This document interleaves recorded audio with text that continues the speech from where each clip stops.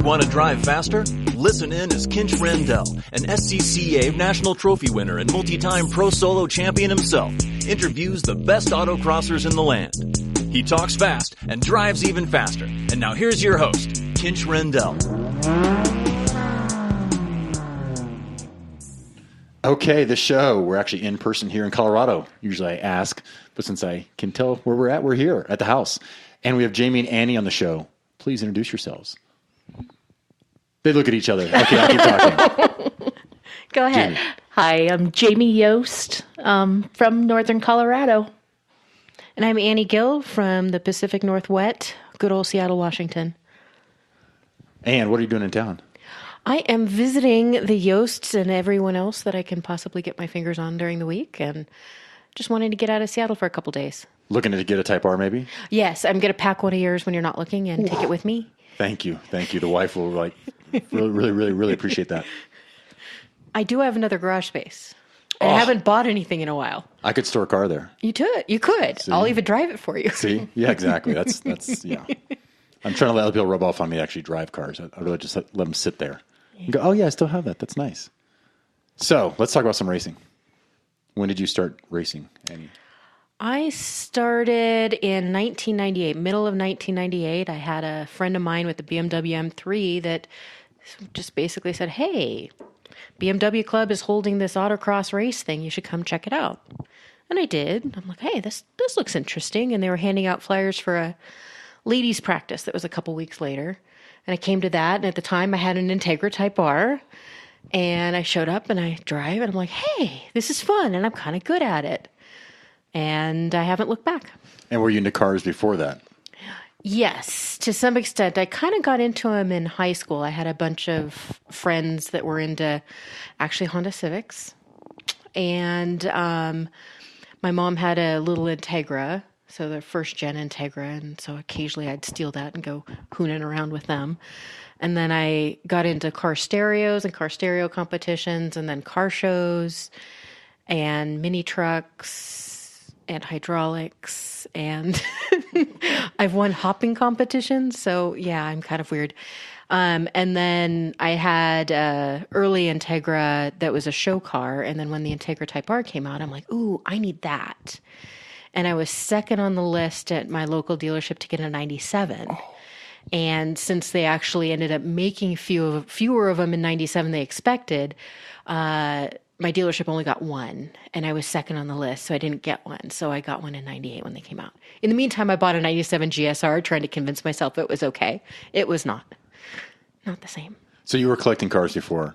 It wasn't collecting. You bought a few cars here and there before. I bought the first brand new car I bought was that Integra GSR, and then the second was the Type R, which I had for a little while. And then I got an S2000, and then now I'm on number 70. Oh, I don't keep track of those things. I have to have a list. Yeah, I can't have remember a list. Likely. Jamie, what got you into racing? Take us back to John Carpenter. It's all his fault. John Carpenter was a good friend, moved up from Texas. We worked at the same company. And Jay and I had just bought our first Corvette. We saw a 911 one day in the parking lot. And I just went on a quest. And turns out John moved up from Texas to work for Woodward Governor with us. And we started hanging out. We started driving the canyons after work. And one day John said, hey, there's a street solo up in Cheyenne. We should go check that out. And so my very first autocross was the street solo Cheyenne. That was the year 2000. And John Ames was back to running then. And I got put on the same corner with John. And John talked about Corvettes and cars. And lo and behold, 3 years after that, we bought John's Corvette, his Z06. But prior to that, my dad was a farmer. He could build anything. He loved cars. My mom, a city girl who moved to the farm, could name any car she saw on the street. So my entire childhood, she'd be naming the cars and the years. and she's not mechanically inclined at all. But cars were just a big part, always a conversation. At 14 years old, I subscribed to Car and Driver magazine, and I had my Corvette spec'd out that I was going to get. And Dad knew speed was probably going to be a problem. And so he decided for my first car that he would pull out his old 1931 Ford Model A that he drove to high school. And he and I restored that from the frame up. And it was stock, completely stock. Drove nice at 45 miles an hour. If you hit 60 miles an hour, it shook like crazy. But it was a great car. I drove it for 2 years to high school. And everybody in the school, I swear, drove that car. And we had so much fun learning a 3-speed that you had to double clutch. And it was just a blast. And then when Jay and I got out of grad school, we bought the first Corvette, and we owned 3. And really, it was meeting up with John Carpenter that got us into autocrossing. Actually driving them. And actually driving them, which is what we always believed. I believe cars are meant for sharing. Cars are meant to be driven. And I had gone to so many car shows with my dad looking at color combinations on what we were going to do with the Model A. And people had little placards in their window that said, "Do not touch." And it drove me crazy. I'm like, it's a car. It needs to be driven. How fun would it be to drive the, Model Ts and the old Buicks that we were looking at? And it was so fun to share that car. It's so fun today to share any car that we have. And I love to drive other people's cars because I just want to see what they're all like. That maybe they'll rub off on me at some point. Yeah. I don't know why. I was always kind of anti, like, I don't know if I should get in Sposa's car and drive much. So take us back to the first year in autocross. You said you were pretty good at it. What did you expect going, like? I had no expectations going into it. I remember it was I bought the car, showed it to my first autocross. It was right about when they'd classed the Type R in G stock. And that was a big deal to a lot of folks. Up in my area, we had Joe and Anna Gecki and Ron Bauer running Anna's A4 in G stock. And so here I show up with a Type R, and all of a sudden they were really interested in me.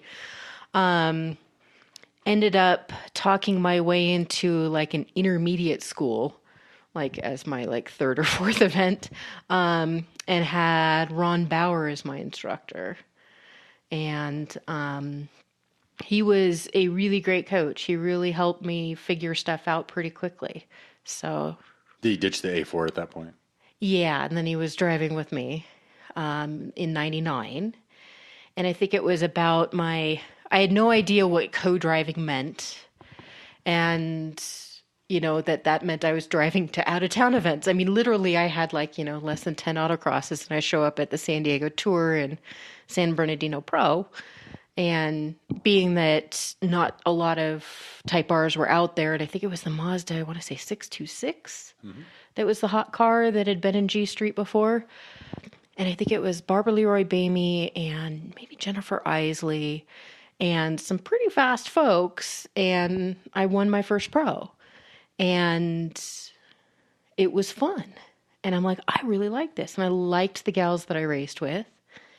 And they were just welcoming and fun. And, I had the car to have, so I had a little bit of an advantage there. But just meeting all these new people, the social aspect really drew me in. I used to be painfully shy. And so having people that were that welcoming made it a very comfortable place for me. And that's one thing I keep bringing up is I always wonder what brings people to races and why they keep racing. Yeah. And the social, I think, is key for a large group of people. That's as much of a sticking point, I think, as anything that really has a stickiness that probably brings you back or brings people back. So, I mean, the competition too. Some people do that. Like I relate to that. Mm-hmm. If there wasn't competition, if we were just driving for fun, would I keep doing it? I even debate with myself. If I won, right away, would I keep coming back, or is it the challenge? So for me, I think some of it's the challenge also. It's like, oh yeah, no, the social's fun, although now that I have a family, I don't hang out as much anymore. I'm usually gone really quickly or doing something. So I just something I know to people think if they want to grow their club or something else, kind of think how you would do that. The social aspect, I think, is huge. I mean, look at nationals. It becomes a big rendezvous with their rendezvous. You get to hang out with people and see people you haven't seen in quite a while unless you travel a lot. So that's interesting. So how many events do you think you made that first year? A lot. Plus the class. You said you got yourself in an intermediate school. Yeah, so that in '98 it was only, I mean, since I came in mid-year and the Seattle race season really kind of winds up shortly after nationals just because our days get so short and it's so wet.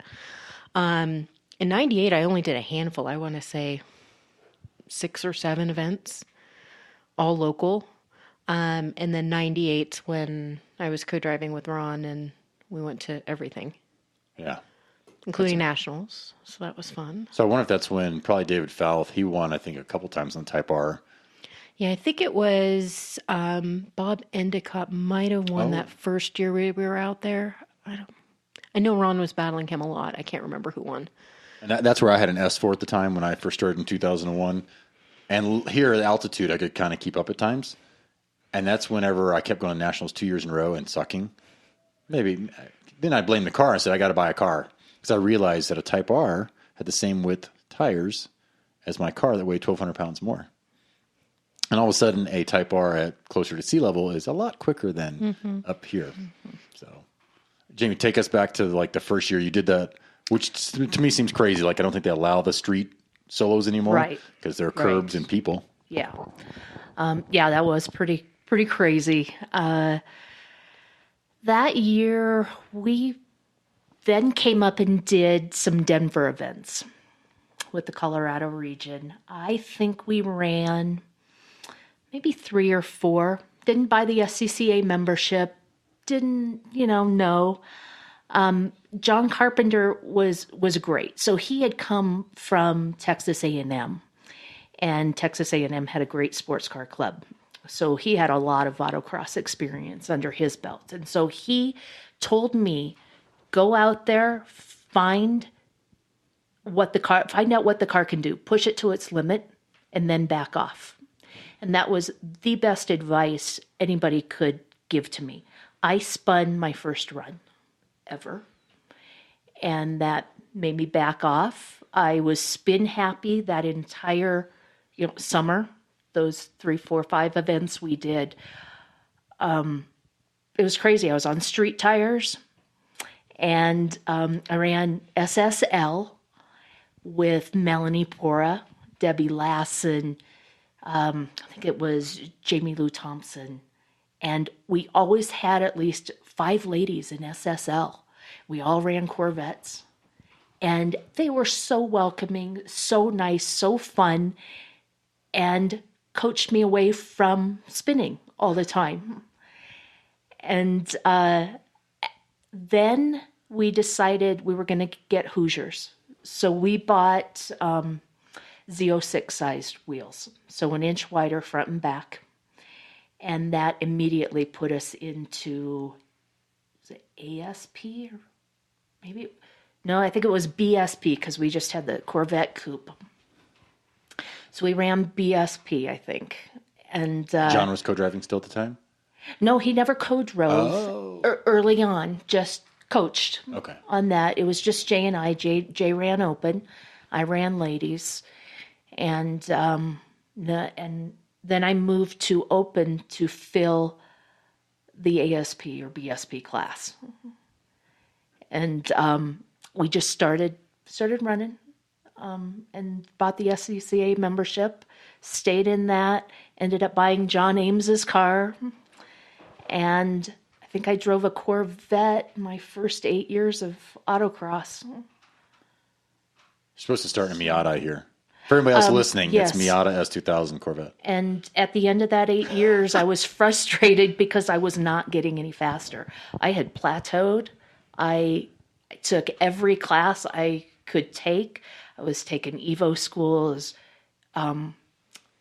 We were offering the Fast Forward school, which was an intermediate driving school. And I could not break the 950 barrier. Maybe it was even the 930 barrier. And it was just like, I need something. So I just posted on our local forum, what should I do? And people like Matt Lester and the Miata folks chimed in saying, slow it down. Slow it down and get a handle on technique. All you're doing is fighting that car, because they'd been watching for years. They'd coached me at the schools for years. So that's when I called you, Kinch, and said, hey, I need to slow down. What if I drive your Type R with you? And you said, yeah. So that was an awesome move. It's definitely slower. So yeah, I got to highlight a couple things here. Jamie just said something about be aggressive enough to find the limit is what I wrote down for notes. That's where, in talking to lots of people, it's much harder to coach somebody up to the limit. So if you're scared to spin a car, you never have, you're not there. Did you spin many cars? I spin everything. Because you're in Type R. Yeah.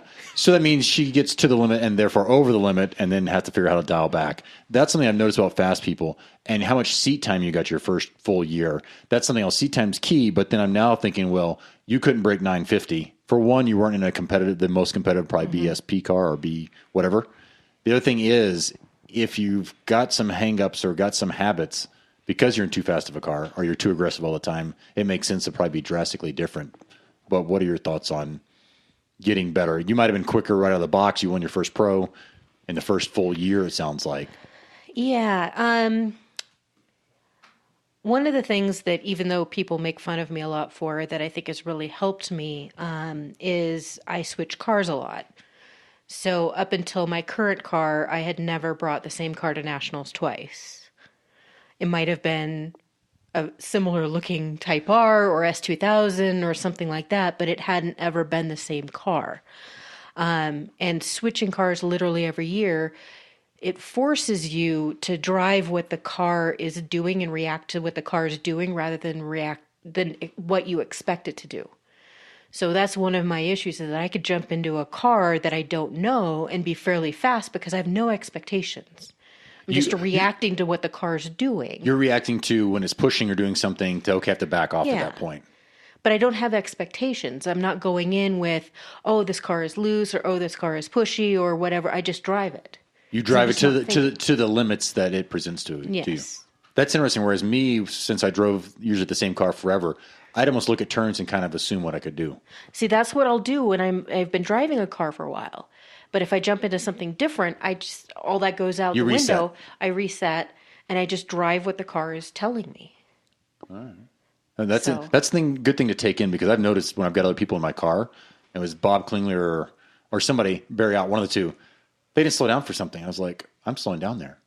So that's another thing I've always liked to tell people is get other people in your car also, because you might realize, whoa, you're doing something you totally don't need to do. That happened with this STR car. When Kevin rode with me, he's like, oh, I'm just not doing this right.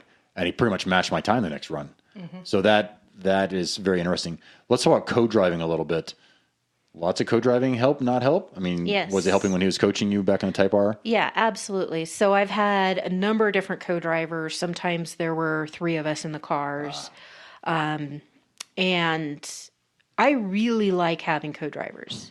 I mean, in some ways, it's kind of having a built-in cheering squad, which is always really cool. But just having someone to bounce ideas off of and thoughts, and it's like, hey, I'm thinking of taking this corner this way. What do you think? If someone's run before me, getting their feedback, that type of thing. I haven't been good about doing data, so that's going to be a big focus of this next year. Is I could watch video and kind of see, okay, well, I'm behind or ahead, with a co-driver, but hadn't been doing the data. So now I really want to focus on data this year, and I'll have a co-driver that's quick so that we'll be able to do some back-to-back, in between runs comparisons of who's doing what where. We have fairly similar driving styles. So I think it'll be great. I really like having a co-driver that's at the same level or ahead, but it's also, I've had other people that are slower than me and they'll go do something amazing. And so, and I know you've got the same tendencies, like you can learn from anyone. Oh, yeah. But I like chasing. Oh, that's interesting. Chasing. Whereas I've never really put somebody that I know is consistently faster in my car. which I think had I done that years ago, might have been a good thing to go, oh, yeah, because I like challenges too. Why not? Be like, hey. So co-driving, I almost think, Jamie, you mentioned wanting to co-drive this year, got a new car and such. Break down some co-driving thoughts. I love having a co-driver. I love having a team. I love a full car. I want 4 drivers.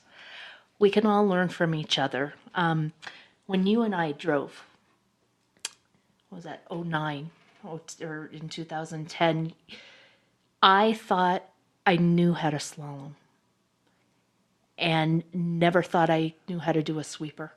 And then we did data. And you were so much faster in the slalom. And I'll never forget, I was 0.6 faster than you in the sweeper. And I was so proud. But we looked at each other, and then we asked what each other was doing. And we shared that, and we were both cutting off time. And then that same year we went to nationals, and Katie Elder jumped in the car, and she was swooping out to set up a sweeper. We did data, and we knocked her, from 5th place up to 1st place. And that was a great thing. And it was such a team effort, and we were all learning from each other. I'm like Annie. I like to chase. The year after I drove with you, I drove the green car, Shrek, the 2002 in FSP. And I asked Kathy Wolfskill if she'd be my co-driver. And Ian Mannix owned the car at the time, and he told me, Jamie, you just gave up a national championship, right? I said, no. I'm like, that's fine. If that's how it is, it's fine. I'm going to learn a ton from Kathy. And I did. And it felt good to chase her. And hey, first day at nationals, I was leading. And we were bouncing around the second day between the second and third places. We were bouncing around, but come last run, I was ahead, and Kathy needed to make up a few tenths, and she did it. And she beat me, but we took first and second out of, I think, a 9 or 13 ladies class that year. But I learned so much. And then the next year in the green car, James Darden drove. And by that time, our local club opened up riding. So you could ride at any time. You didn't have to have your competition runs done. And so James and I would ride together, except for our last runs. We'd take those alone. But I'd learn, oh, man, he's getting on the gas way quicker than I am coming out of that sweeper. And I had to change some stuff. And I loved having him faster than me because I could learn. Yeah, especially if you can see with the data, that's where you're probably going to find out. Yep. And what you just said is so true about the who's on the gas first. Yep. As long as you're not doing extra distance, which I swear that's what data proved. Because it was Packwood, and maybe I've said this several times on the podcast. Mary Medicus and I are up there with a track mate. And we went up, and I'm drawing in the air, buddy. You can't see it. Nope, you can't. And went a really big crossover where you had 2 basically turns on the edge. She was a second faster through that crossover from entry to exit. I was slightly faster overall. So what I do, I looked at the data and tightened it all up. So once again, that's where data, and you brought up a while ago, Annie, it was a local event. I took off 4 or 5 tenths when he showed me he was faster in a sweeper. Yeah. So that's another thing you can realize. You saying that reminds me, almost always it's not sweepers where I'm fast. And I'm not sure if y'all have recommendations, but I've heard track time, which you've had track time. Track time? Annie, no? That's where people told me, go to the track. Take your type bar to the track and just do the track. Oh, yeah, I have been on the track. Yeah. Yes. So that's very interesting that, and I was going to make a joke that I break into slaloms. That's why I'm faster. But yeah, somebody on the podcast before said, no, don't ever do that. So just a technique y'all should not try. Even if I'm beating you, don't ever try that. It's just very interesting to find out if people are consistently faster at something than you are, to look at the data to see. And I'm in my mind saying it's a lack of track time. There's something about sweepers and me, or I'm adding distance or something, at least in the past, that really I would always be slower. Mm-hmm. And I don't think I'm magical with slaloms, but I always felt okay with them. Mm-hmm. So just the data and co-drivers, I'd never know that otherwise, though. Yep. You just wouldn't know that. Walking courses. How many times, Annie, do you walk a course? Local events, 2, maybe 3 if I'm bored, but usually one of them will end up being a social walk. I get in the bad habit of I'll memorize a course and then I won't look ahead. So I don't want to be too familiar with it. Nationals, I'll usually do it a little bit more. I think ideally at nationals, maybe 4 or 5 a course, if that. I can relate. So, because I found that if I do 6 or 8 or 10 walks like some people do, I look right in front of the car, or I'm not thinking through the course the way I should. Is that because you're not scared? I feel like when I don't walk a lot, I'm a little more, do I really know where I'm going? Yeah. Even though I might have a game plan, that's what I think makes me look ahead. Yeah. It's the not being 110% sure of where I'm going. Well, and also it's like if I walk it a lot, then I have a very specific plan, and then every time I go and run a new course, I'm like, oh, well, that wasn't how I thought it when I was walking it, and then all of a sudden, all this planning is thrown out the window. So it's a big waste of time anyway. Good point. So, Walking course thoughts. And I meant to I ask, do it the same.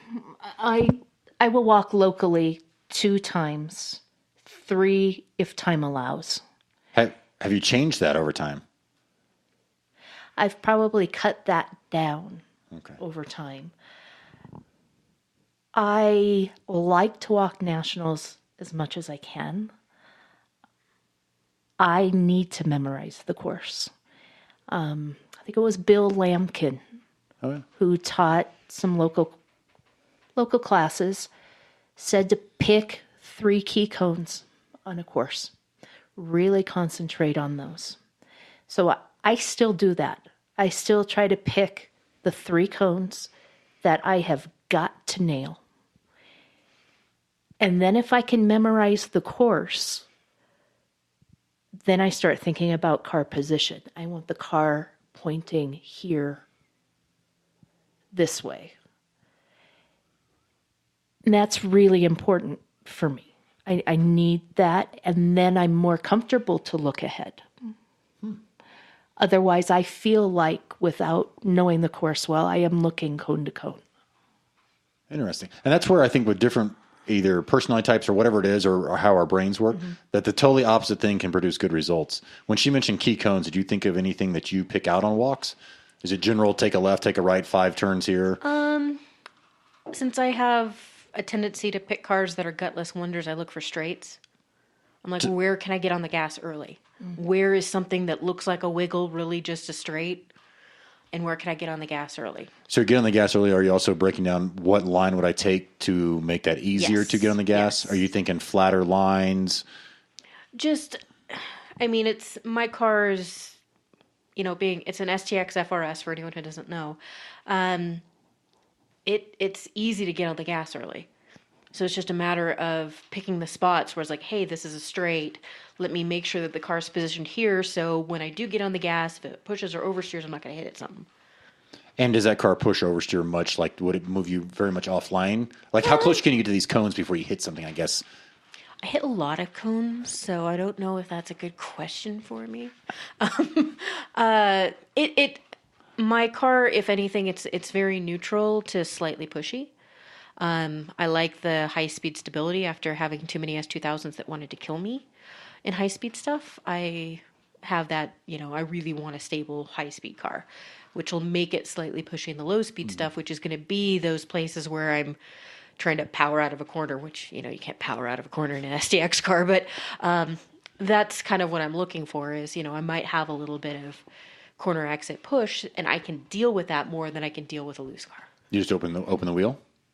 Yeah. It's like I'm trying to find a way that I can unwind the wheel as early as I can and be on the gas as hard as possible. And that car won't step out huge. No. Whereas, like, anytime I get in somebody's Corvette, I'm like, oh, do not mash that pedal. I mean, the 2002, I hit the timing light here locally.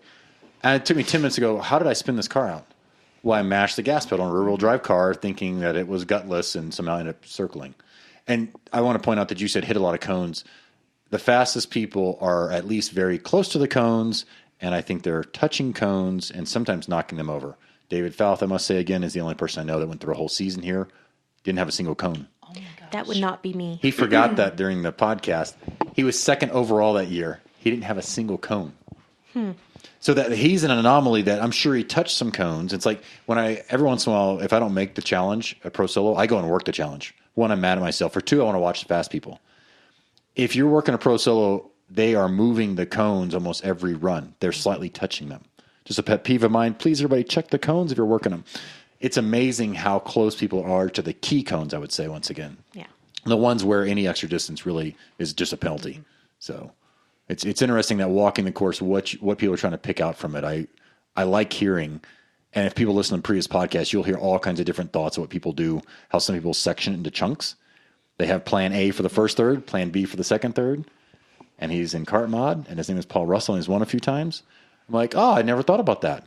And I'm going to say, so you go back and listen, he looks for places to cheat, places you don't have to set up that normally you'd think to set up. Mm-hmm. Just very, very key things that if you hear from different people, it's just like looking at data, you go, oh, I haven't thought about applying that to my racing. So that's what I like to hear. You're looking for key cones, 3 of them, let's say. You're looking for not as much where she's thinking about car position and such. So just if you're trying to get better, I always like to think, what else is somebody trying, and see if I can add that in. So.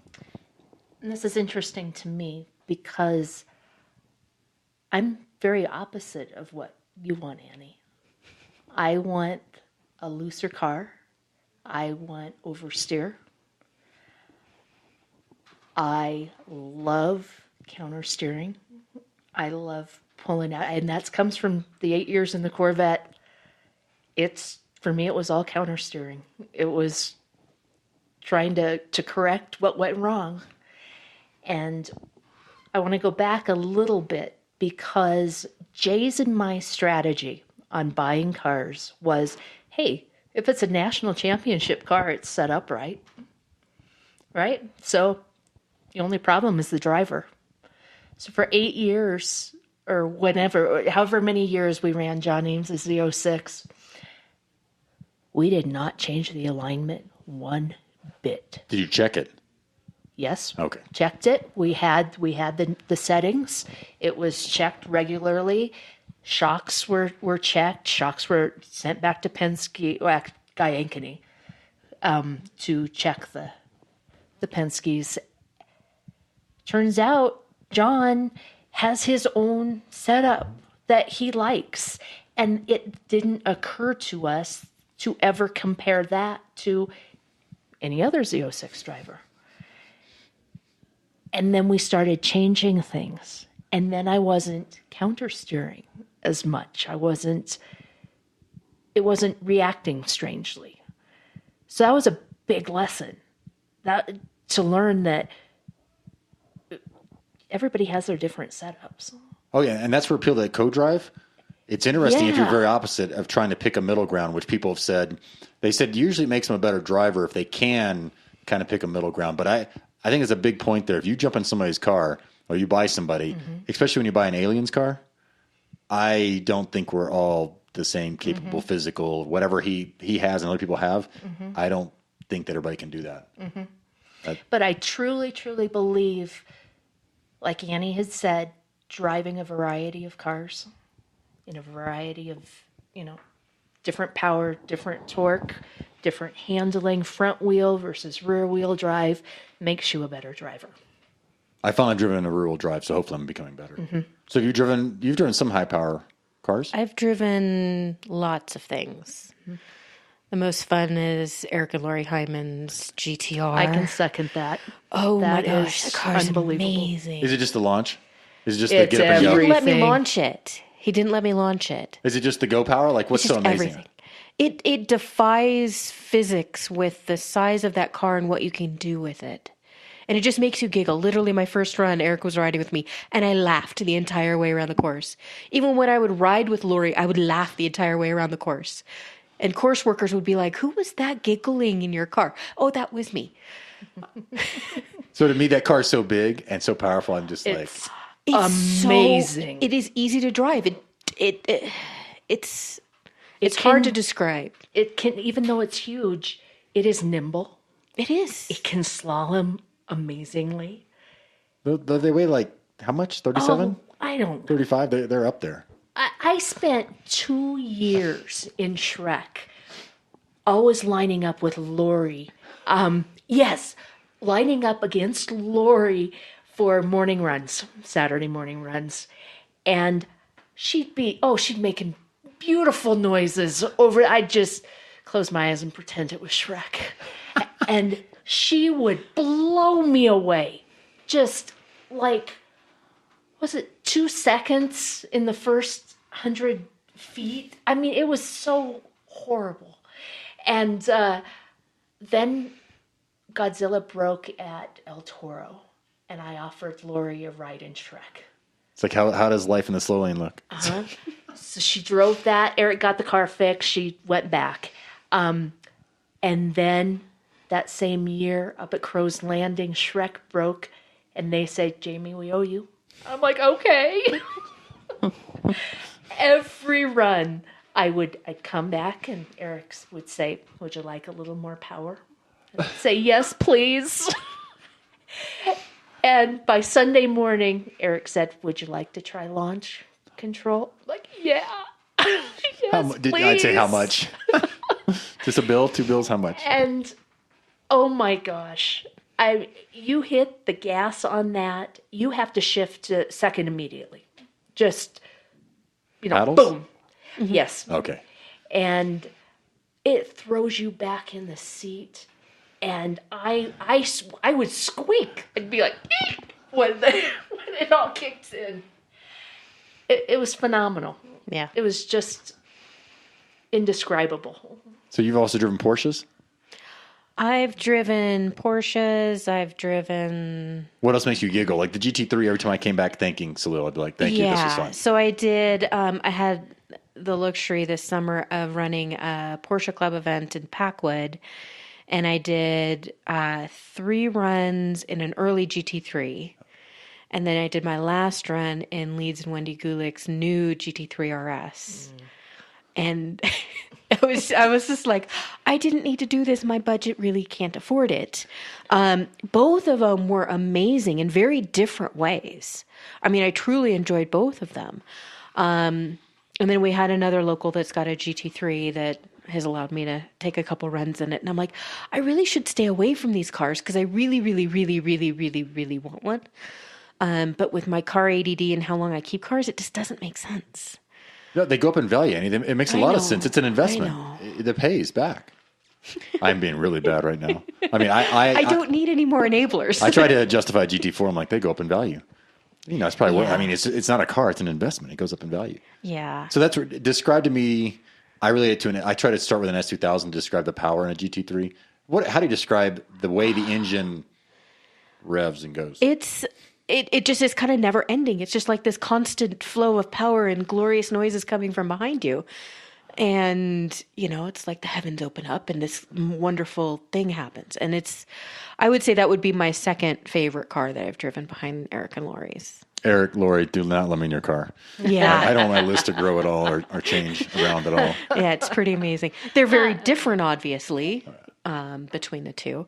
If I were to go and sink a couple $100,000 in a car, it would be the GT3 RS, though.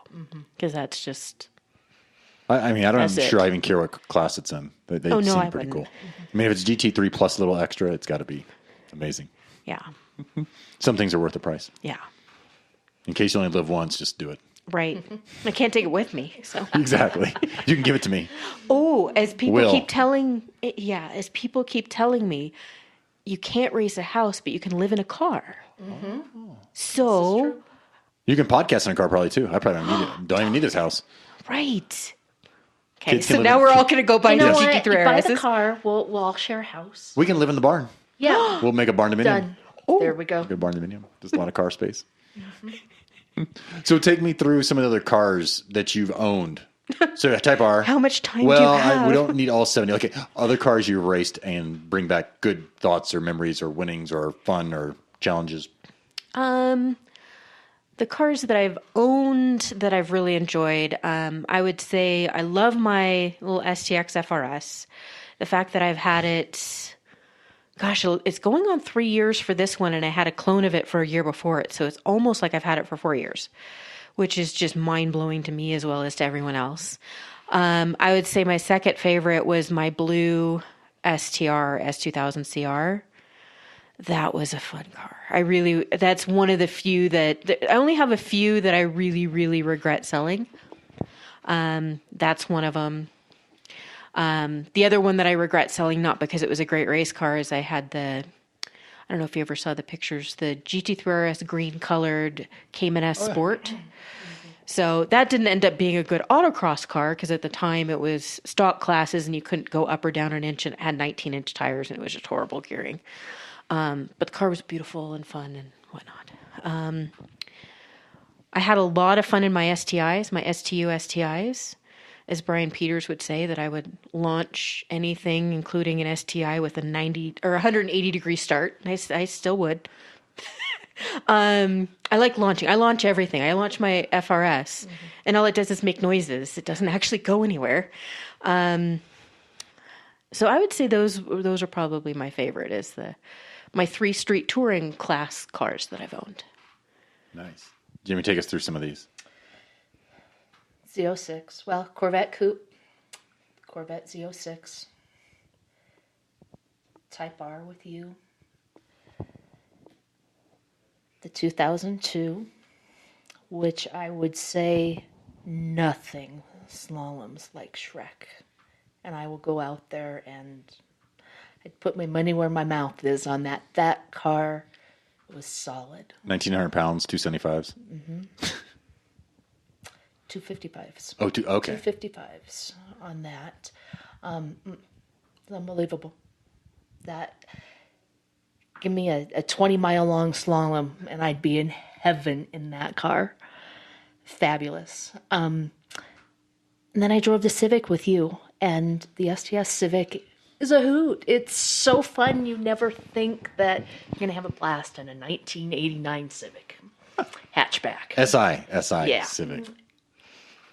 That was fun. I loved running in L3. I gotta agree with that. I think the L3 ladies are just amazing. And no matter who won, they'd want a group picture. And we had the funnest group pictures and very, very welcoming. And I'd bounce around. I'd be in L3 one event. I'd go do something else. And then they'd all be happy. Oh, you're back. And they're just a great group. And now we just bought a BRZ and we're going to try out SSC this year. And I'm very excited for that class. I'm excited that it looks like we're going to have an L4 class for pros and that I'm not going to be in an indexed ladies class for the first time. I want to drive driver to driver, and us all have the same cars. I think that is awesome. I think this is a cool idea. I'm excited to do it this first year. And that's where Nicole Wong brought up. She goes, no, I haven't won L3. She goes, you know how hard that is? Oh. So that's something I don't think most of us relate to, that the ladies class when it comes to pro solo, you're sitting there against a bunch of other people that have probably quite a few national championship jackets. That really hit me. I'm like, oh, I think you win all the time. She's like, not L3. She's like, you know how much competition's there? So that's something, talk about that. Yeah, Like, it's amazing. And it's not only just like the level of talent that's there. They're usually huge classes. You are battling index as well as, these great competitors. And so sometimes you've got the year that your index is a little favorable, and sometimes you have it where you got the short end of the stick. And it's still fun, though.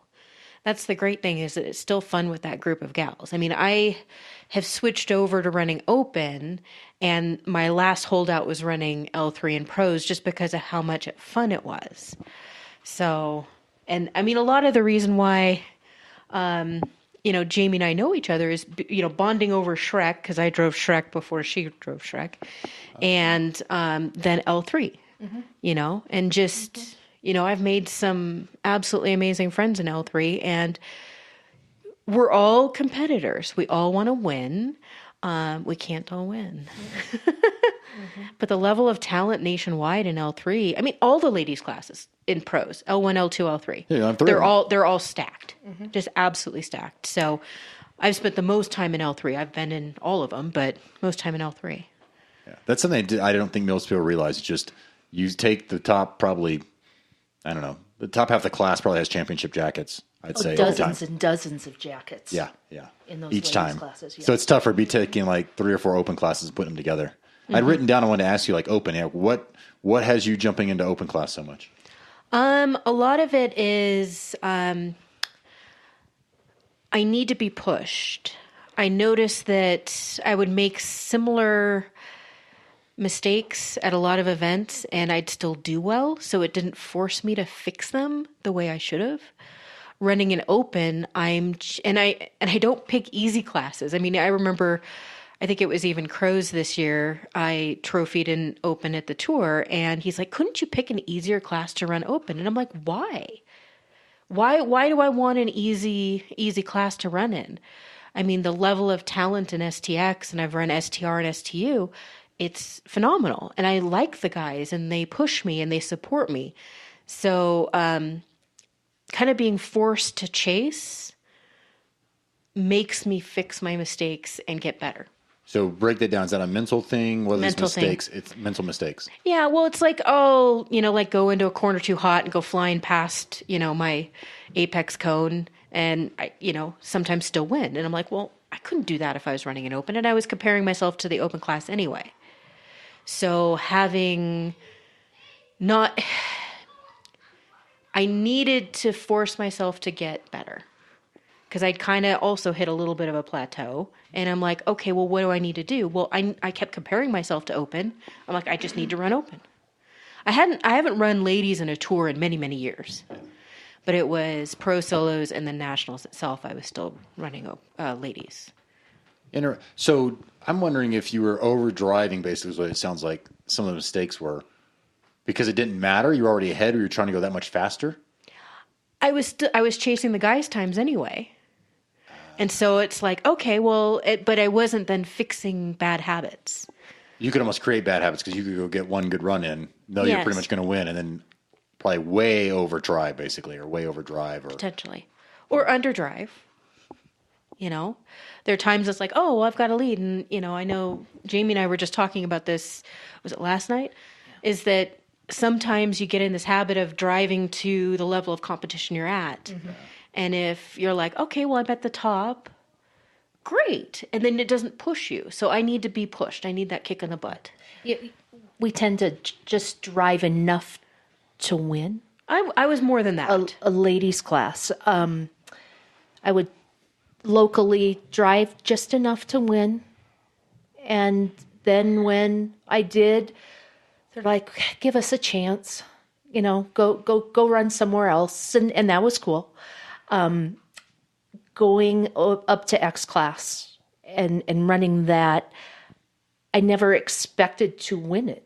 I mean, I'm running against Kevin Wenzel, Chris Dorsey, you, Kinch, James Darden. It was just, you guys pushed me and I chased you. And I need to chase to get better. If I'm leading, I'm just going to keep driving to win. It's not a push. I don't drive to my potential. You weren't challenging yourself anymore. Not anymore. No. And that's interesting. Just comparing yourself to others, you might as well just go and race against them. That's what I wrote down while I was thinking about. Yeah. Mm-hmm. If those people listening are thinking, oh, I'm comparing myself to these people in the next class, go get in there. Yep. I've heard more and more people saying that lately, and yet I myself don't care about being in the next class anymore. But when I went in there, one winter series, they then left me in there for the regular season. I'm like, what? Wait, whoa. I don't. But in reality, at that point, D-Stock had no more competition. Mm-hmm. So if you find yourself with no competition, go get some, invite some in your car maybe. That's what's really coming to my mind right now is find that if you're really plateaued. I might even think back here, Chris Dorsey, he was so dominant for so long. I don't know if that even helped him. It'd be interesting. I think he said he'll come on the podcast at some point. If someone's so dominant, what does it take to be still pushing yourself? I can't imagine if you're that dominant. So open class for more and more, I guess. That's all I'm in now. That's all you care. The last ladies event I ran was L3 at Fontana this year because I was borrowing a car that already had 2 open class drivers. So other than that, I haven't had any ladies this year, including nationals. But it's like it's a seat and you can get in there, but you weren't getting any points because you didn't have enough events anyway. But it was fun. I wanted to run with John and Terrence had some fancy shocks, and I wanted to see how cool they were before I pulled the trigger on buying anything. So, yeah. That's So it a was good reason to get in cars and ride in cars and be able to ride if they have a different total setup. And that's where I'm running in the new SSC class. How much setup, that's basically all you have. Yeah, very little. You have alignment and sway bar settings and shock settings. Yeah. That's it. And I think most of that's pretty easy to look at. Yep. Maybe not the shock setting per se. Yeah. Like, oh, yeah, look, hey, you're on that sway bar setting. Let me try that. Yeah. And in my thoughts for the class, I've always wished I would adjust shocks and adjust things, but I never do. But I'm like, in this one, maybe actually, if there's only a few things you can do, Exactly. Yeah. and you can go look at somebody that's beating you and go, huh, what are they doing? Maybe I should try that. All right. That's definitely, and the fact that they, like Annie told us earlier, they may make that a real class with enough numbers for us to support it this year would be great. Yeah. I And really my- hope they That'd do. be nice. Yeah. When Jamie invited me, like, hey, let's buy a car together and do this class, I'm like, Jamie, if we buy a car, you don't sell cars, and I don't sell cars. I know. Annie, you have See, Annie, rub off on us. Sell. Teach us how to sell You cars. have a buying problem, right? But you can sell. Yes. I and then I buy it again. but I cannot sell. Kinch can't sell. We're collectors. It's- The we problem need a is, fleet policy. I sell, and then I'm like, oh, I wish I hadn't sold that. And then I buy another. And then I'm like, ooh, shiny, I want that. And so I sell it. And then I'm like, oh, I wish I hadn't, and buy another. That's why I've had 5 Integra Type Rs and 9 S2000s. Good. You've got more S2000s than I've had. Good. That's good. See? By a factor of like 3. That's really good. I feel better. Tell my wife that on the way out, please. But then I pull into your driveway, and there's 2 S2000s and 2 Type Rs here, and I still want to put one of those Type Rs in Well, my I'll drive carry-on. it up for you. and take- I'll drive it for you. You don't have to put it on the plane. I'll drive it up. Awesome. My wife will thank me. Christmas list was get that out of the garage. Can't do it. So explain Laszlo's to us, just for those listening. Yeah. So there's a couple of us that have this car buying habit. And a couple years back, we kind of made a bet. So it's Danny Kao, myself, and Tom Reynolds initially, and we've got a 4th person that's in there now. And it was whoever bought the most vehicles from one Nationals to the next had to buy the other 2 dinner at Laszlo's in Lincoln at Nationals. And Danny buys a lot of cars. Tom still, he thinks he's at that same level as us, and he's a little slower. But for a couple years, he was buying a lot, so it made sense. And then I buy quite a few as well. And That's a lot of photos. We're trying to take a photo, and Jamie's makes a little noise like we're shooting something here. And so Danny was really good about buying us dinner for a couple years because he was buying, like 4 cars, 5 cars a year. And my average is like 2, maybe 3. You said you've owned 70 cars. My current most recent purchase was number 70. But I've had it 6 months now, and I have 0 You mean the plans Type R? Yes. So I bought a Civic Type R back in June, right when they first came out. And I'm absolutely, completely in love with that car. I absolutely think it's amazing. So it's not, I didn't buy it with the intent of autocrossing it. But of course, then I had to get it aligned and put Bridgestones on it. And then we had a test down at Crow's Landing a couple months ago to try to get some data to demonstrate what class it should be in. And I've got a fancy rear sway bar coming hopefully soon. I don't know. It could happen. Turbo. The car is just fun. It just makes me giggle. It's the only car that I've owned that made me spontaneously giggle like the Hyman's car. Wow. And that was right when I picked it up. It was the other side of the state because they had the color I wanted coming in because the dealerships couldn't pick their first one. They just all got one. They just didn't know what color it was until it was on the way. So I wanted a blue one or a white one. I couldn't get my hands on a white one. I really liked the blue. I was leaving the town that I bought it from, and I didn't test drive it because I'm like, I knew I wanted it. So I'm like, I've got a 3.5 hour drive home. I'll just break it in on the way. And I was just heading out of town, and I wanted to pass this truck, and I just barely roll into the gas, and I just start giggling. And I'm like, oh, this is for me. The car is just fun. I tell this to everyone. I've let a lot of people drive it. And, I've had some skeptical folks hop into it, and they get out, and they're like, you're right. This car's pretty amazing.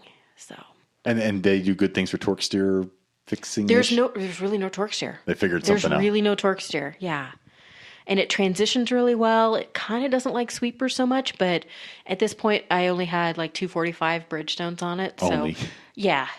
Well, 245s with that much power, it's not that much front tires. So I know Danny's done some testing with some wider front tires now. So, yeah, the car's fun. Don't tell Everyone me should that. buy one. Everyone should buy one. Everybody needs to know I'm on the list first when Annie's Yes. ready to sell Becky. Becky, You want a Type R? Yeah. Oh, She yeah. wants Becky. I want one so bad. I'll let you drive if I get one. Sweet. Yeah. We should all have them. Yeah. Because it was only front wheel drive, is why I was able to actually hold off. That's why I was thinking of WRX. I'm like, WRX makes sense. The kids can sit in the back seat. I can go skiing. Type in R it. has way more interior room than WRX. Wow. Yeah. Being a hatchback, seats fold down. I it's much needed more one usable. for my daily driver. Johan is 13. Still plays baseball, so the minivan is still good for the daily driver. But I'm so missing a fun daily driver. You could get the Corvette back. Yeah. Just waiting. Yeah, I know. Everything's in storage. We're collecting marquees. You Apparently. should get a house here and just store stuff with us. Yeah. Build a barndominium. Maybe you could teach us how to sell cars. I'll just take them all. I'll put There them you in go. my little Okay. barn. We'll build you a barndominium. Yeah. Ooh, yeah. And I'll show up at an event with just a random car that I pull out. And that's where my crazy dream, just got to put it out there in the world, is to leave cars around the country so I Oh, can go yeah. places. Yeah. Fly in and Yeah, drive. fly and Those drive. Integra Type R's can go up to Seattle. It doesn't race though. Those are not for racing anymore. They're collectors. You don't drive things. They're to look at and go, why do I still have that? That's exactly why I sold my last Type R that I had, and my last Integra Type R, and then the most recent S2000 CR. It just sat there. I'm not good with cars that sit. I have to drive. I them. I don't like garage cleans. And as you said, that reminded me that I was going to leave my Type R at the airport in Seattle. And you're like, no, you got to bring it to my house. I'm like, it's fine. I'll just leave it here and I'll come back and get it. You're like, no, don't do that. Yeah. I was a little naive. I don't think Yeah. I hadn't had one stolen at the time. That's Right. probably why I was thinking I could just do that. Right. No, that's not a good idea. I just believe there's a car for every reason. There's the minivan to support the kid in baseball. There's the S4 that we have that is so fun in the snow. Then the BRZ now. That's going to be the race car. Shrek is still sitting there, just waiting for the FSP packs to drop a little more. For what, L3? Come back and dominate L3. And that's what's also crazy about any index class is that you can go pick the car if you want to and build the car for Yep. the class. Which if you're a car builder, that's fun. Yeah. But that would also be maddening. Be like, oh, I'm competitive this year. And oops, next year, that would be tough. That'd be really tough. I'm glad I'm not in ladies class. For Oh, pros, yeah. One year at Lincoln, when we were in Shrek, James Darden won FSP, but he would not have qualified for the ladies' challenge From L3. Wow. for Yeah, that- L1. That was Oh, it was Shrek L1. Oh, that's right. ran L1. Because Hoosiers. That really points out how insane that the challenge there is, or the level. To make the ladies' challenge in Lincoln is impressive. There have been a number of times I would have had to cleanly win STX Open to have won L3. Yeah, it's that fast with the indexing. How many spec classes do you think, if SSC works, we'll end up with? I don't know. Honestly. 2 or 3? I mean, I really I think can- if it works, that's why I want to support the classes, because I've always wished. I mean, I've sold cars. Why did I sell my last Type R? It was no longer competitive. It was Packwood. I went up there, launched, went really fast, turned around, went really fast back, and had no chance. Yep. It's just sad. I'm like, I drove all the way up here. So that's where the index class, or the index can, even not an index class, you basically are indexed on whatever your car can do based on the other competitors and the course. But all of a sudden, no more. And that's why I've seen several, y'all were saying there's a lot of people interested, and I've read online. Many people are like, yeah, finally now I want to come back and race because of this. So I think it's great. I'd even be all in if SCCA owned all the SSC cars. You arrived at the event. Jamie, you're assigned car 22 this event. You're like, cool. It'd be like going to a go-kart track, Yeah, right? exactly. Where they're all supposed to be the same, and it's driver to driver. Maybe we can set up the SSC across the country. You show up and there's this many There cars. you go. Mm-hmm. A new series. And they have to be pro solos. Oh, They're totally. all. Yeah, let's talk about the pro solo bug. You went to pro solo your first full year? Is that right, Annie? Yes, I did a multiple of them. And have you ever stopped doing multiple of them since? No, I think there was one year it was before, was it RT or whatever, the pre-street class, street tire. I did 1 year, I think it was 2010, in a Corvette before there were good street tires for a Corvette, and it was just miserable, and so I didn't.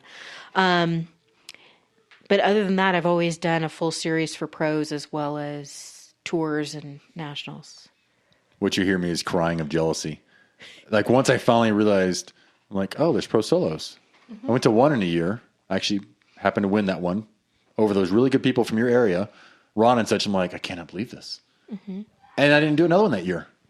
Like it even clicks. So anybody listening, you've got to at least try a pro solo, unless we're maxed out, and then please don't like bump me out. But then you actually accumulate points for the year-end finale, which it's the whole thing. A whole point of the challenges to me is just the addiction of all. That all of a sudden you are racing against everybody else. That here comes a Civic against a Corvette or whoever else. I didn't know about pro solos either when we started. And when SCCA was still headquartered in Inglewood, Colorado, they got some new pro solo equipment and came to Coors Field, the lot we were running in, set up the new equipment and did a pro solo so we could test it. And I was like, oh my gosh, this is amazing. And then we started doing them. And then first time I traveled really was with you in the Type R. Yeah, because I got addicted once I realized, you do more than one a year and you get points. And the funniest part was when Johan it still runs junior karts, but he did his first pro solo. The next event we were going to was a local event. And he's like, going to do the lights again? I'm like, no. He was so bummed out. He's like, oh, all right. And he is totally addicted to pros. Y'all need to move up to my area. Where you do because we local. actually have some local pro solos. You have to a series. Johan, Basically, you have a series, a We little do mini-series. 2 local pro solos and then combine that with our Packwood National Pro for a 3 pro series locally. It's awesome. Yeah. More people should figure that out. And Johan thinks this is real racing because you're lined up against somebody on the other course. And so it's so fun to watch him launch and he's looking over at who he's driving with to see if he beat him, right? And in JB, or he's in JA now, there is no index, right? Because you're same class. So it really is, did I beat them? And it gives him such a, drive to win, to go fast, and to know where he stands in the class. Because he'll look over again when he's crossing the finish. Where am I? I like doing that unless I hit a cone every so often. I pulled that off. Hey, look at them. Ladies, you can't do that because you're all different index. Oh, exactly. So Your times are so You much have different. an anyway. idea. So it's like, well, actually, the most fun that I've had when Nicole Wong had BBCRX, it was Crow's Landing Pro. Was it last year or the year before? It was a couple years ago. And I know I had my STX FRS at the time. And it was the first time, apparently, that after the left and the right side, we were tied to the 1,000 with the index. And that was just a hoot. But I knew that, there was just this little bit that I needed to beat her by. So if I could look over and see that I was a little bit ahead, then I knew I was a little bit ahead. So it depends. I mean, you could still get a clue with at least the street touring cars were similar enough. But once you get into, I think, L1 and L2, where there's much more disparity in speed, it's a lot harder at a pro to look over and say, I'm ahead or I'm not. like when I was paired up with Lori Hyman Yeah. and driving Shrek, It's hard to judge. Did she beat me by 5 seconds or 7, That was hard. Yeah. This reminds me, I used to come back from pros and overdrive local events. Because pro solos would be so fast heading west. Yeah. I would come back and just overdrive, assuming I could go as fast on our short or smaller courses. No, then ring a bell for you too. I realized that big time. And then I also realized that I'd go to the BMW events where we have 4 in the morning runs and 4 in the afternoon, and not do well in the afternoon, and then start skipping the afternoon. And then I reminded myself, a pro solo, you get 12 runs. Right. You need enough mental focus here to come back. So that's been one challenge that used to just write off the afternoon and say, it doesn't matter. I beat him in the morning or whatever. I did well in the morning. Several times I do worse. But yet at pros, usually you get faster, especially by Sunday. So that's one thing to tell people. If you have the chance to do morning and afternoon, definitely do it just for the challenge if you like pro solos. Oh, yeah. Yeah. And then it's fun to watch the forecasts, weather forecasts with pros, because you don't know which runs you're going to be sitting on. Oh, and that's where the index or the non-index class once again. That's the other thing that would really change. You're in these classes with front-wheel drive, rear-wheel drive, all-wheel drive. Yeah. Limit slip, no limit slip. Wow. Sign me up. Sam, send me those parts. Actually, I don't know where to send them. The state or a different state. Sam Strano can get you your parts all except for the shocks. Except for, The shocks. Conies. So stranoparts.com. Yep. You see the stickers all out east for sure.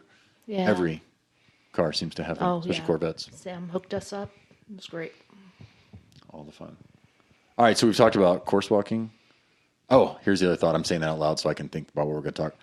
If a car's handling well, if it's hooking up well, what does that mean to you? What do you feel? What's it doing? It's hard for me to describe, but it's just easy. If a car is working well for me, it's just easy to drive. I'm not tense. I'm not overthinking things. I just drive and it does everything I ask it to do. As I mentioned, I like cars that are stable at high speed. So if a car is loose at high speed, I will adjust it pretty darn quick. And thankfully, since I've had this particular car for a couple of years, it doesn't take much for me to get it where I want it to be. I actually took the car down to Crows from Seattle, I guess it was the end of October, just to play and give my co-driver for next year some seat time. And they were my Nationals tires, and I hadn't rotated them and done a local practice and kind of burned up the fronts. And the car was kind of a hot mess down at Crows.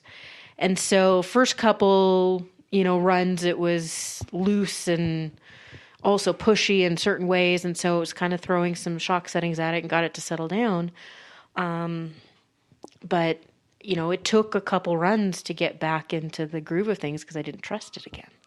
For easy. So Yeah. you mentioning shocks, do you change setup much? Yes, I do now. At events, settings, sway bars? Yeah, I mean, for the most part, it's, I'll do shock settings, tire pressures first, and then go to sway bars. Because I usually have got the car where the sway bars are in the range of where I need it, and it's just going to be shock settings and tire pressures that'll mess with. And is this based on feel or based on how you're competing, or both? Both, yeah. If you're off the pace, you're thinking, okay, I'm not getting something right here. I would say more feel than pace, because I know generally when I'm out there who I'm running against and who I'm typically competitive with. And so if I'm not where I expect to be, it's usually a driver error thing. So it's the nut behind the wheel, or it's a car setup thing. So if it's the nut behind the wheel, a lot of times maybe, I'd spun the car a couple times, on a run and I back off. And then it's like, okay, no, the car's good, make an adjustment. I could trust it and go. Trusting, once again, the high speed you'd mentioned earlier, that you really care about the... Yep, high speed stability. It's big for me. That's what I think most people, it seems like a lot of the fast people, they really care about, can they be aggressive in the high speed? Yep. Because low speed seems, push or not push, whatever, you're going slow, you're going slow. Thoughts on a car that's handling well? I want it a little loose. I want some oversteer. How about in a front-wheel drive car like the Civic? Yes.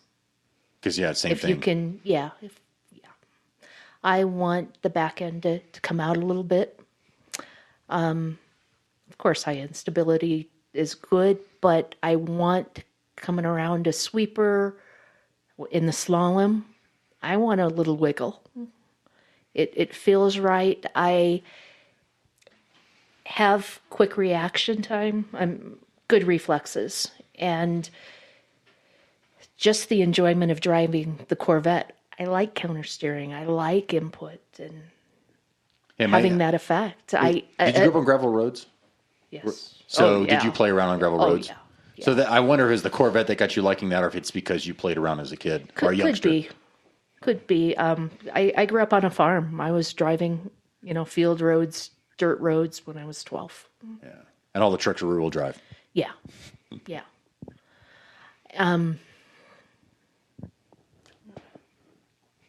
Yeah.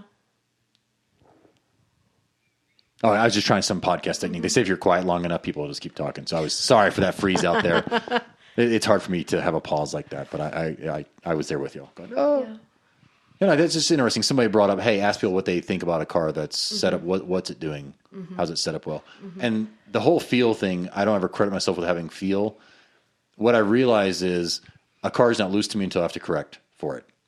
So people will ride with me and say, oh, the car's moving around. You feel that? I'm like, no.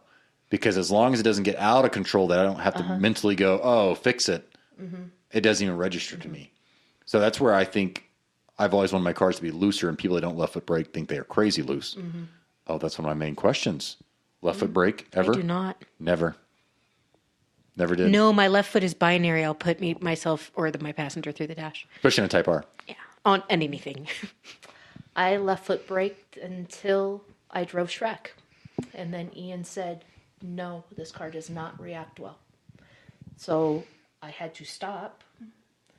And the way the Civic fit me, it was not comfortable to left foot brake. And so I remained right foot, and Yeah, I'm just amazed that there's so many people, probably more people are fast right foot braking than left foot, and I like to give the warning. The more I've talked about this, the less I think people should ever try it, especially in newer cars. Yeah, the newer cars won't deal with it well. That reminds me, I drove a Boxster, probably S, maybe it's a B Street car now, or A Street, here locally, and we accidentally left traction control on. That car would not even begin to start stepping out before it seemed like it was braking. When we came back, she goes, I thought you were going to brake my car. I'm like, it wasn't me. It was so aggressive to keep you from rotating at all. That was amazing. So anybody trying to drive traction control on, I can't imagine. Now, the GT3, actually, I did it one event or one run, and it just retards timing or something. So it would sound funny when you accelerated, and you're trying to, I would still left foot brake that. But even that car, every once in a while, if you had your foot on the brake too long, it would cut. So that's, for me, it's a bit of a sad thing that some of these cars, you just can't do it. They just won't accept it. So FRS, yeah. So wait, so you had Type R, CRs, probably S2000s. The braking in those things to me are amazing. How about your STX car? It's actually really good. My first car, and then the first year or so of the second car, I was stock brakes. Stock pads. Stock pads, stock brakes. I did, stainless, the braided lines and good fluid, but it was stock brakes. And then it was David Marcus was selling his AP Racing Sprint kit for the front of the FRS off his car. And I bought that more because I wanted to take it to the track, and I knew that car would not put up with stock brakes at the track. The way I brake late at the track, really, really late, like scare people late. And I knew that I would end up, boiling the brakes in two corners. So put those on in so that I could do track days with it. That makes me wonder, what do you think makes you fast at autocross? Do you brake late there? Are you trying to be smoother? Yeah. I mean, I think one of the funniest things I had someone tell me, I did one of the little Evo schools before, I think it was a Packwood tour, and it was when I had, I think, my blue CR. Andy Hollis rode with me, and he's like, you really sound like the sound of your car. And I'm like, well, yeah. And he's like, yeah, you don't hit the brakes. So I wait till the very end with my hair on fire and stand on the brakes, and I need a car that'll put up with that. Because as much as I try to move my brake points back, that's just my tendency. So, and then that's for me. For about 2 seasons, I tried to start braking earlier and sooner, and actually it was because of data that was shared of Andy Hollis. I was like, oh yeah, I'm just braking too late. I floundered for like 2 seasons, and I said, okay, you got to go back to what makes you what got me where I was at that level. The same thing when you mentioned the fast forward school. I love to point out that when I went to the fast forward school, I wrote down all these things I had to fix. I sucked for a while. Like 2 months. And finally I said, you can't fix all these things at once. Right. So I'd love to point out to people, and maybe I can give some stories here. if I notice Annie's doing something like braking late and I go start braking late, there's probably something else you're then doing that goes along with that. It's almost never just one thing, I don't think. It's a series of things somebody will do to become faster. It's not just, I don't think it's just, oh, look, I'm going to do this one thing slightly different. I almost feel like there's a chain of things that will make you faster. Because I had to throw that stuff out the window and say, no, you can't change all these things. Not all at once. I try to change one thing at a time. Me too. I try to. Have you had regression trying to change things? Oh, Or for given sure. up? Yeah. I mean, I've taken all the various Evo schools, and thankfully I've worked with Junior and gotten some really good instructors out to Packwood for the challenge schools so that I can get someone that can give me that specific feedback of, here is the one thing to concentrate on and get better. Because I'm like, don't give me 10. And, it's like I've had some instructors ride with me that, it's like I'll go into a corner and completely blow it and I'm screaming in the car because I tend to do that, as people who've seen my videos know. And, I come off a run and they're like, oh, that was great except for that one corner you blew. I'm like, well, I knew I blew it because I was screaming as I blew it. So, I need someone that can very clearly articulate, try this. In this one thing. And so I've been really good about just focusing on fixing one thing at a time. And so I have been better about braking a little earlier, but it's still going to be, I'm going to brake late and I want a car that can put up with that.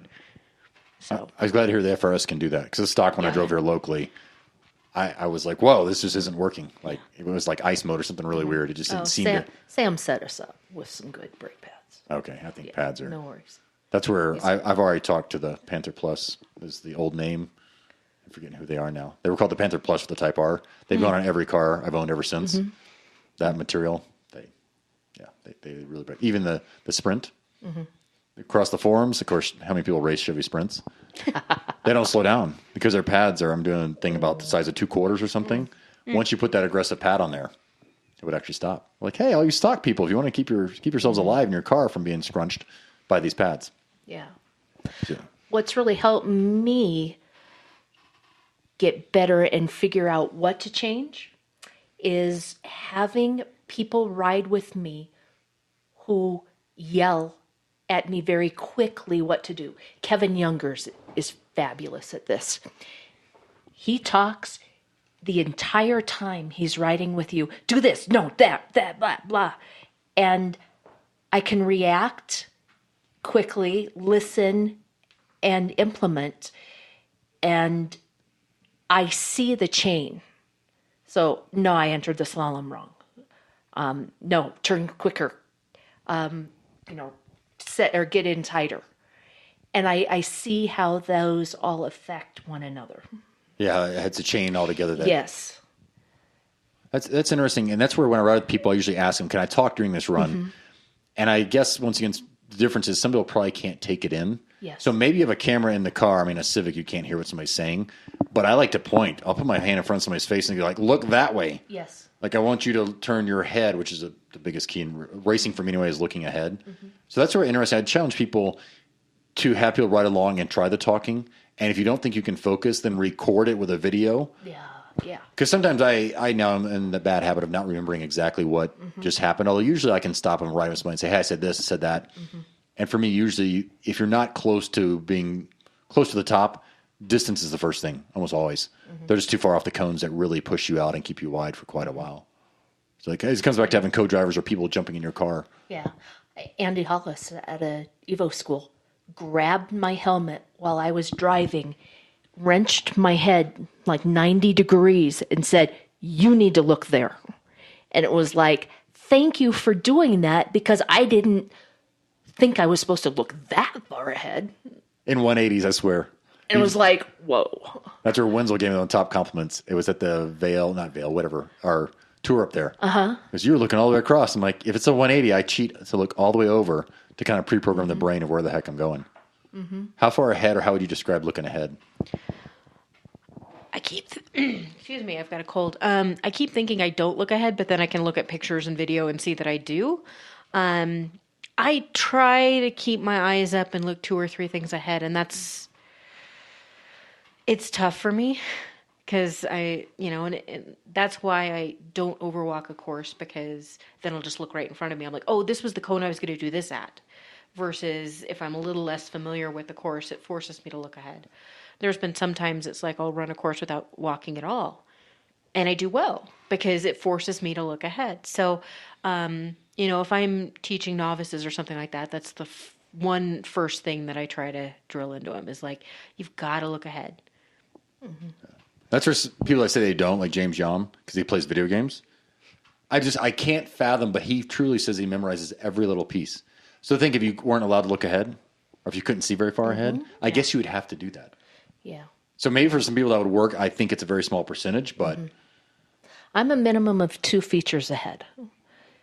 I look out for 2 and then scan back yeah, to make sure huge. I'm in the right spot. But 2 ahead so you know how to exit one to enter the next. That was an Ian Mannix tip. And he's a great coach. He really can explain it in terms that I'm like, oh, well, that's obvious. Like the Andy Hollis head turn. Okay. Oh, I wish I was allowed to do that. I should ask people when I get in. Can I please turn your helmet? Can I touch your head? Because I put my hand in front of the face, so they're like, oh, yeah, if I'm seeing your hand, you're not looking far enough, at least to the left. And like Annie said, coaching's a big thing. I always learn from coaching. I love coaching novice schools. One of the most favorite drivers we had there, she was brand new. She brought her Toyota Camry out, her daily driver, 0 setup, on street tires. That was her race car. She didn't daily drive that. And I just taught her, listen to your tires. We had the windows down and we were doing the G-pad over and over again. And I'm like looking out the window saying, closer, closer, closer. And it taught her distance and it taught her to listen to her tires. And it taught me, oh, I should probably be listening to mine, probably a little closer. Much coaching? But coaching makes you better. I do what I can. I mean, a lot of times some of our novice schools end up being when I'm out of town or something like that. But whenever I'm in town, I'll teach at the novice schools. A lot of times the people that show up in FRS or BRZs, they'll come and check out the car and I'll be like, hey, I could ride with you if you think it would be helpful. So a lot of them take me up on that. And then I've got someone that's interested that knows that I know their car. Mm-hmm. And that's where if they dare ride with you, that probably really... Yes. But I try to throw people in my car as much as I can. So they're like, unless wow. I'm testing something, since a passenger in an FRS slows it down a lot. It's like a Civic. Mm-hmm. Yeah. It's like, oh, this didn't work. Mm-hmm. So Junior was talking about looking at the last slalom cone. And I have tried that. It takes a lot of practice. Like I still revert back to what I usually do. But it's amazing. Have you ever tried that? I've tried it, but I tend to end up about halfway down a slalom if it's a long slalom. I look at the end and then I kind of scan back and then I don't get my head back up, even though I know I should. So at a practice we did this year, we rented the lot, and I don't know, 7 or 8 of us went out there. It took a while, but we had like 7 or 8 cones in a row, and you could focus on the end and still be okay. It was amazing. That if I was beginning, I would definitely try to learn that just to see, because I think it's easier always to look just in front of you. But with the slalom, what was so amazing was it was so easy to get out of the slalom in the next feature. Because your eyes are right there already. So as you even got close to that cone, you automatically looked further through. Which I think I look pretty far ahead usually, although when I'm not looking ahead, it's because I know the course too well, or I think I do, and I'm not driving as well, so it still happens. But that was amazing, but I had to do it over and over and over again. It was before Nationals. But then I found myself at the practice course not doing that again. Because we've done this so long that it's ingrained. Right. But it was truly amazing. And Junior talked about entering the slalom extra swoopy, which unless I get data, but he said the data proved it. It was 8/10 faster. Or the clock where somebody was teaching way back when, to enter at a bigger angle, which only means you're then already counter-steered a ton. So just interesting stuff when you hear what other people say. I want to talk about trail braking. Because when you start autocrossing, everyone is braking a straight line. Oh, yep. Braking a straight line. Slow in, fast out. It's pounded into you. Annie, do you trail brake? Some. I don't instinctively think of, am I going to trail brake or not? Right. People ask me if I do it, and I'm like, I don't know. I don't know. I just brake. Until you have data, yeah. You're not going to know. I brake late, as I've mentioned, and my car really rewards the slow and fast out. So I brake hard, turn, go. So I would say well, then again, I brake so late, I end up trail braking Somewhat by anyway. design. Yeah. So I would say yes, I do. How about you, Kinch? I think I do. Because I am in the very late braking camp. That also maybe, though, shortens the amount of trail braking you can do. I kind of wonder. And I almost think in slower cars, this is something well, I say that. I know when I think of Jason Frank and Ron Williams, they both seem to drive like I do, driving front-wheel drive cars back in the day. They are very aggressive on the brakes, very hard, very late. So how much can you still trail brake? I don't know, but I'm pretty sure I do more than most people. I found that I could not do it in the Corvette, right? And so that advice of braking a straight line was appropriate. Just get yourself in a mess with the Corvette if you do it. Shrek, and then the Civic, I started doing it because those are momentum cars. You need to keep up that speed. And then trail braking, they both allow you to do that. Well, otherwise you're Conducive slowing to down do too that. much, and you're And you can trail brake and shave off a little speed if you need to. And it really allows you to help correct. But it was interesting to have that really instructed, hard, pounded into your brain. And then start doing it. Start trail braking instead of braking in a straight line. otherwise I think you're then coasting to the apex. Yeah, and you really, Yeah, I'm usually not. I find the things you teach at novice schools and the things you learn as you're advancing, you're letting those go. I don't know if you're necessarily letting them go. You just blur the edges. Maybe you're, yeah. Well, I can't. The stuff I started, Modifying. I can't remember what I was taught to do at first. Probably, I have no clue. It was interesting. It was just a, The thing, yeah, I remember to slowing learn, it and fast out. To me, I don't always and slow I learned anywhere. it from Kevin Wenzel because he would trail brake Shrek all the time. You're like, he's braking around that sweeper. And I keep hearing that you can't trail brake a Miata. I don't know how much you've been in a Miata. People are like, you can't trail brake those. Several people on the podcast have said that. And it may be a setup thing or something else. Once again, I think most cars drive the same line. I could be very far off on that. I've driven a lot of cars. I haven't noticed a big difference. Yeah. Do you ever think I'm going to take a wider line or do something different because of a car? I just drive. And especially if you're jumping in these different cars, you're trying to figure out how to get to the limit, or you're getting there to figure out where the limit's at every time. So you're probably challenging the course all over the place, Yes. especially at first. Yep. That's why I think instructing, if you get to drive people's cars, the little bit I've done of that, it's like, oh yeah, something totally different. Oh, look, it's floppy or this, that, and the other. Suspension's totally different. Yeah, as much as I didn't do that, so part of me wants to say I credit that I got quickish because I stayed in the same car. Like once I gave up on the S4 and I got in the Type R, I just stuck with it and I didn't mess with anything because Dave Fell said, do this, this, and this. So, okay, these shocks, these settings, leave it. So that's where I'm amazed when people also hop in cars and they are fast. Yeah. So maybe it doesn't matter. It's just you looking back. May not matter as much as I think. It might be personality and driving style too. Yeah. I mean, I didn't know any better because I changed cars every year, so I had to learn how to drive something fast. And you didn't ever get tied to being comfy being in the same car. Correct. Well, the problem was I'd finally get consistently good right about nationals, and then I'd already be picking out the next car, and then I'm like, oh, I got to start over. So the buying is greater than the competitiveness. The new shiny car. I like sparkly things. I don't know. I'm a girl. No, I seriously have car ADD, and it's like, ooh, shiny, and I need that. And I had the nickname of instant gratification girl for a while. Yeah, I have issues, and I'm okay with my issues, so I don't need a. We are Tell me about your dad. No, Danny Kayo and I talked, and our dads were totally opposite. Totally opposite. I'm like, oh yeah, my dad was a tax accountant and financial planner. That's why I've never owned a new car. Now I bought a lot of cars, but can't have that depreciation hit. And So is this where I say my degree's in accounting and I'm in finance and I still do all this? Yeah. That's opposite. it's all about your dad. We don't have to get into that now. That's my Danny Kayo and I understand the difference here. I don't have a Civic Type R yet. No, No. Me You either, need one. But Becky's coming. Becky's coming. Becky's I don't know. She coming. seems to really like Becky really at this like point. this car. She's been sticking on the cars quite a bit lately. They seem really sticky.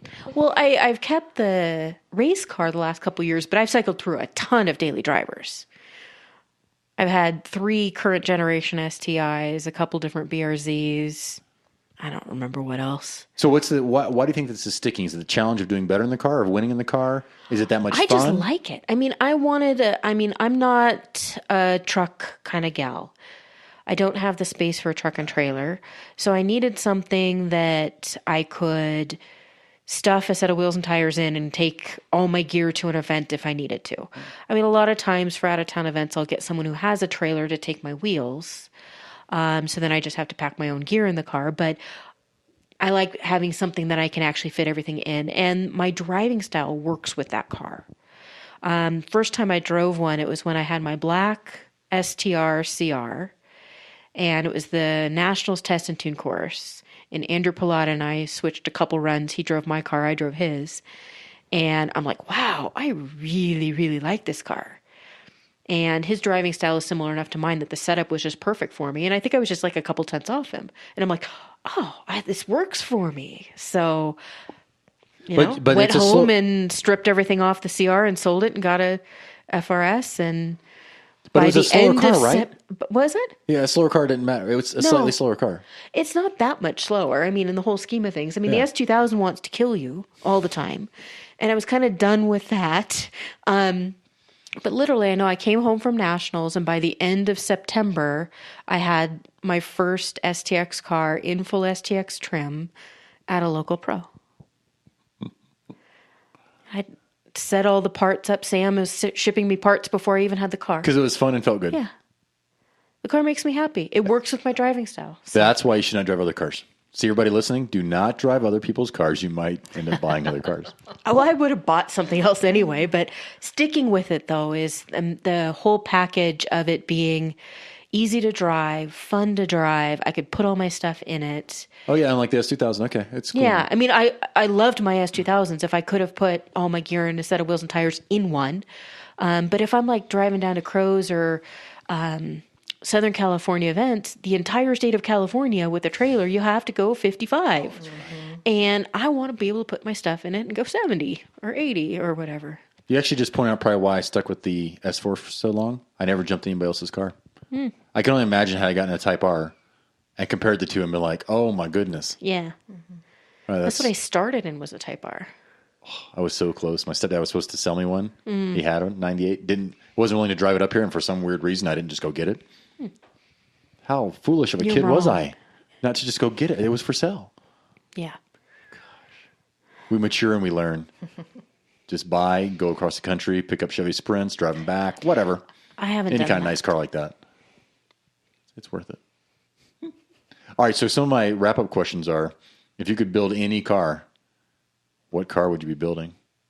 Oh. Danny Kaye was paying for this. Oh, sweet. Somebody's paying for this. SSP Corvette. Absolutely. I love the SSP crew. I think they're great people. I love American muscle. And I would go that route. Probably also a cam car.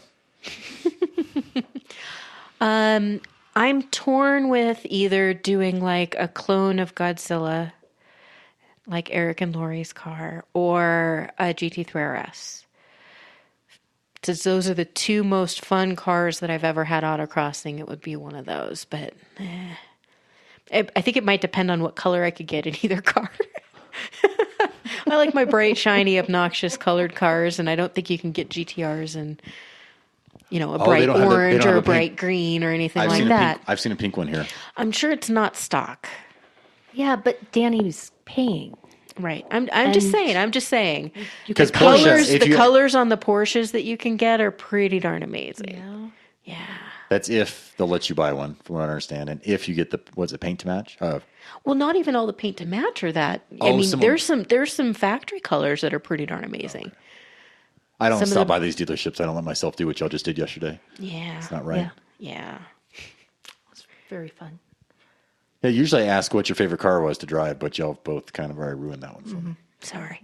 So here's the other question that's kind of newer. If you could poll the audience on anything, what question would you have for them? Ooh. That's a good one. Yeah. So David Falth was like, he goes, I really wonder how many people think a tight line's important. And most people did. I actually cut that out of the last podcast intro of me trying to read for 5 minutes. There's results that I should, if I haven't posted online, post online. So that was his thing. He was like, I wonder how much. So I asked questions. Yeah, and he may have nothing.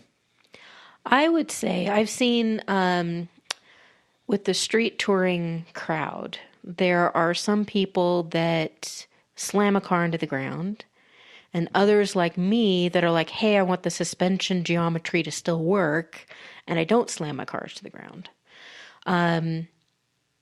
How many people really think about suspension geometry and how things move when they're lowering their car in some of these street touring classes?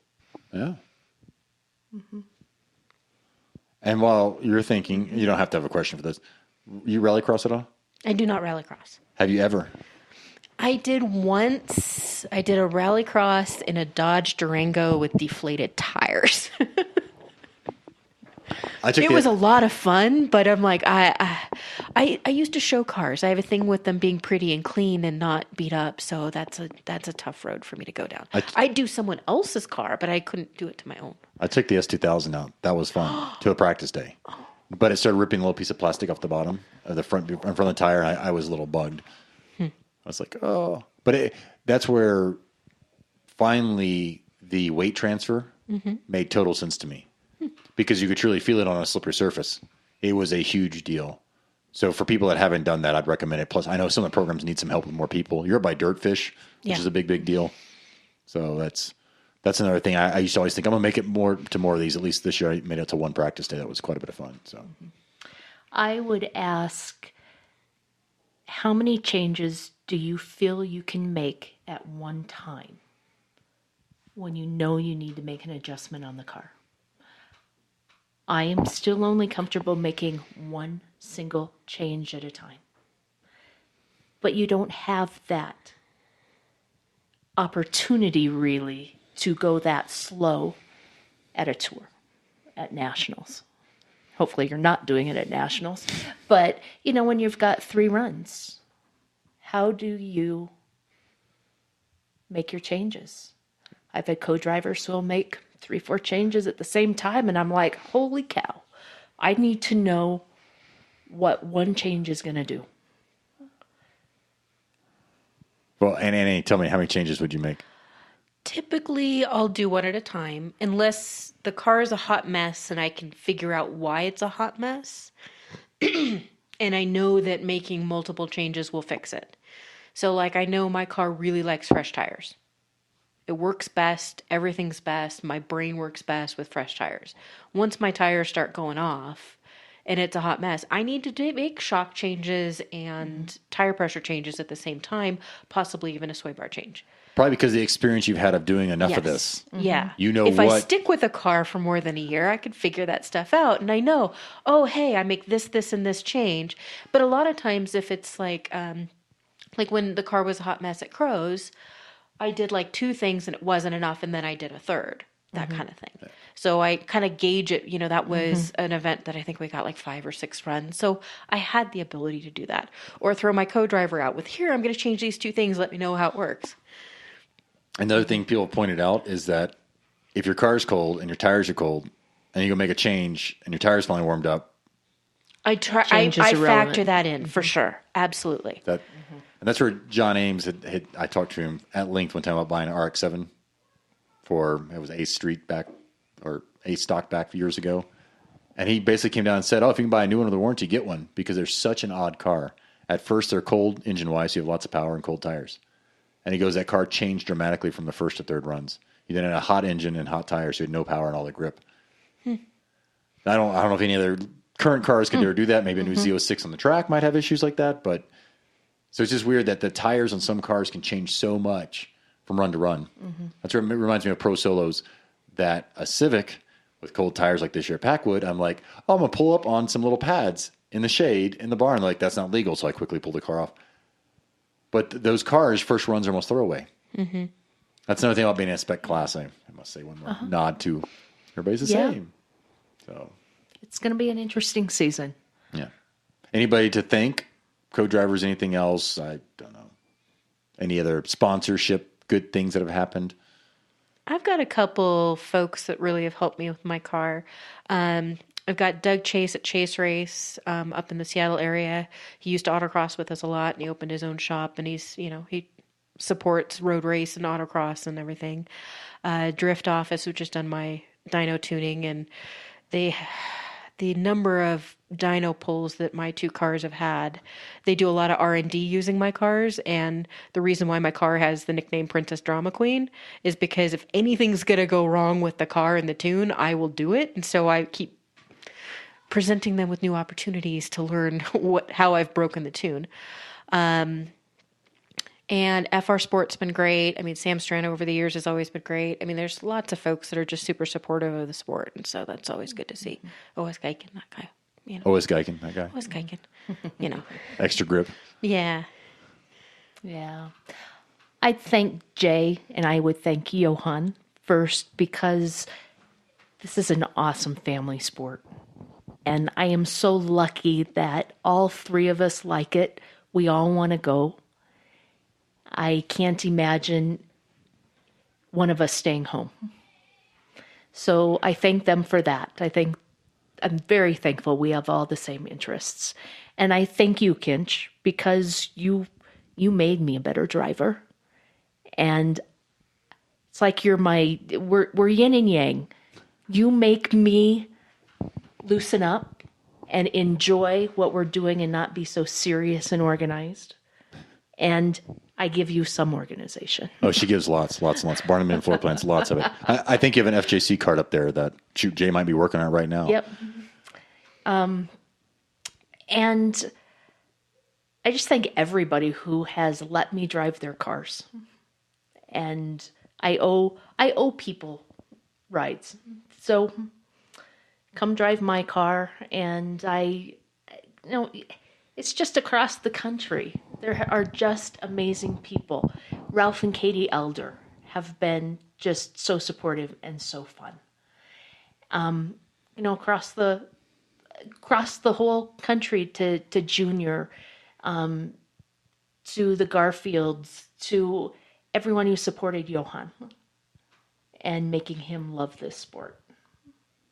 And Sam, I'm very grateful for Sam's help to do the SSC car. He's got the parts. He's got the parts. That's why I keep telling Sam, if you're listening or if you talk to Sam, he should really write up little pamphlets, I think, on every car he knows how to set up. Little PDFs, I should say. Not even pamphlets. Oh, yeah. We don't need paper. Put it out there. 'Cause from what I understand, he talks to everybody for hours. Maybe it's fun. Oh, it's awesome. Write it down. And somebody could call him and write the stuff down or record it. I guess I could call him and record it, and then we could put it out there. And James Darden. I have to say thanks to James because he's the mechanic to my engineering brain, and he'll change 3 things at a time when I'm begging for just one, but we can make it work. And he's a left foot breaker. I got to give him the nod on that. Well, thank you all for the time. Absolutely. Thank you. Who's hungry? We're Let's hungry. have I'm finally hungry too. Dinner time. Bye.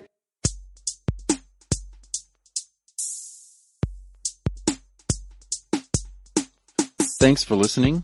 For the show notes and contact information, please visit autocrosstalk.com. There you can also subscribe so that we can keep you up to date on new shows as they come out. Also, please leave us a review on iTunes and subscribe on iTunes for the upcoming shows. You can connect to our Facebook page at facebook.com/autocrosstalk. You can share your thoughts, your insights, your questions, your suggestions there. Also share with your friends. Hopefully you found it entertaining and motivating, and hopefully other people will as well. It's been fun, and I hope you enjoyed it. Thanks for listening, and check back next week for the next show.